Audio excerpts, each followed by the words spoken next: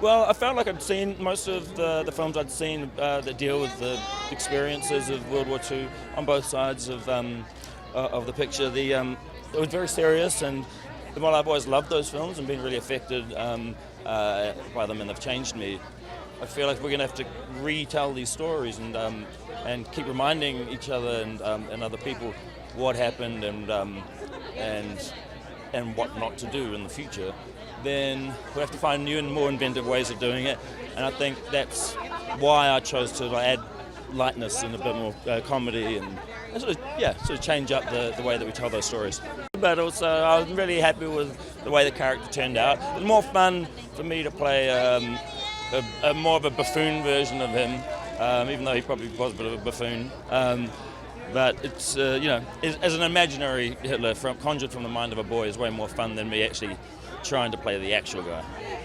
Yeah, well, we have to start with Roman, who plays JoJo. He's an incredible kid.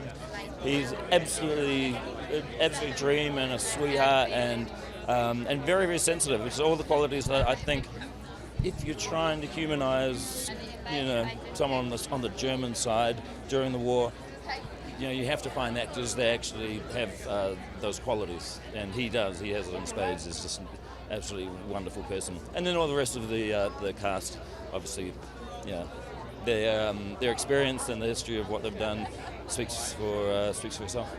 Well, as Taika himself says, he's seen a lot of war movies. He's seen a lot of war movies, actually, funnily enough, from the sort of child's point of view, from the Allies' side, but less so from the German side of things. And I think, Taika's got an amazing kind of childlike spirit anyway, and I think he taps into that childlike sort of wonderment and naivety. And I think he could really get into the brain of this young boy who is being conditioned, if you like, by adults to have these sickening Nazi beliefs, and the journey of this boy in a kind of growing up and realizing the sort of error of his ways is a really beautiful, brave, funny, and I think ultimately very emotional story. I was really dazzled with what he did. Well, I think there's an unfortunate truth, which is that stories about prejudice and about groupthink and about ignorance are always relevant. I mean, it's a sad state of sort of human affairs. And yes, there's been a more recent rise of sort of, far-right thinking and populism and, if you like, fascistic, people, particularly across Europe. But I think it's always an ongoing thing. And I think this is a story to me which is a kind of constant reminder of just the sort of common humanity of people, and we can it's so easy to sort of become stuck in our own little bubbles, left or right, and I think this is a useful reminder of sort of, empathizing with other people, seeing other people for who they are. I think it's a really heartening and sadly always relevant tale that needs to be told.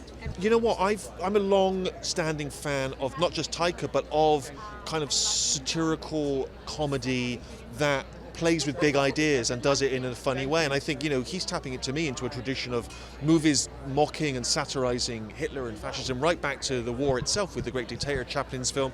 There's a great classic, To Be or Not to Be, which is playful, famously, of course, The Producers with Mel Brooks. And I think there's a sort of long-standing tradition of using satire to undermine these people, because there's one thing that fascists and dictators hate, and it's being laughed at. They can't bear it because it undermines the one thing they have, which is fear. And I think when you sort of dismantle that, it makes you incredibly powerful. It's very exciting. Well, I think it's got a really, really important story to tell, and it tells that story and that piece of history in such a unique way that I think, in a different perspective, that I think will really speak to people and help the world see, World War II and so on and so forth from a different perspective and in a different way. And it's such an important reminder these days to people of what has happened in the past and what cannot be repeated in the future. So that's kind of what attracted me at first, and working with Taika and everybody as well. Just so much fun. It just felt like we were playing all day, and I don't know, it was so beautiful working with Roman, and amazing watching him be so emotionally mature, and there was so much sensitivity coming out of such a, you know, a 10-year-old kid. It's like crazy, and it was so much fun. Yeah. She's got a really, really tough story, and she's going through a really hard time.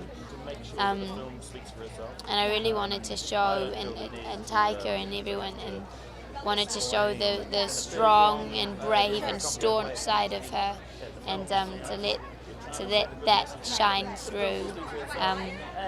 And like I said before, it's just so important to me that people know about what has happened, and are reminded of such a, you know, disgustingly devastating impact it had on people like Elsa, and yeah. The script was so fantastic. It was really just, it's unusual to read a script and have such a unique perspective and just a really different story. I was really struck by that, and I was a big fan of Taika's. I knew him a little bit just from kind of the whole Marvel world, and we had some friends in common. And then I'd heard about this script that was out there that was just supposed to be so extraordinary, and it was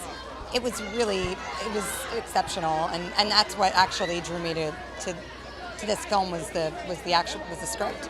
And I think the film is really so touching, and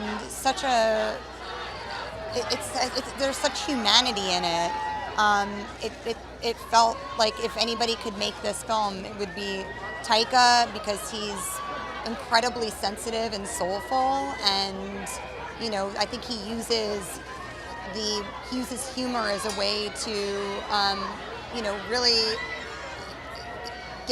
draw in the audience so that we can actually have a moment of reflection. You know, it's really just incredibly clever, and I hope audiences love it as much as we do. Well, it's just really a really inventive idea, you know. Very unique film, poignant and funny and beautiful, yeah. Why do you think it is so interesting to tell this story through the eyes of a 10-year-old boy? I think it's the perfect way to tell the story. I think it's a really ingenious way to a new angle on it. Yeah. Taika's he's incredible. He's very unique. There's something really special about Taika. Yeah, he wrote, directed, and starred in it. He's. Well, first of all, Taika Waititi is he's a genius. But yeah, it was just a fantastic opportunity for me to be able to kind of go and do something completely different that I'd never done before, and also the kind of, you know, Taika definitely has his blueprint in his script of what he wants you to do, but at the same time he's very giving, and he kind of just lets you flow with it, and so it was just a joy. It was great.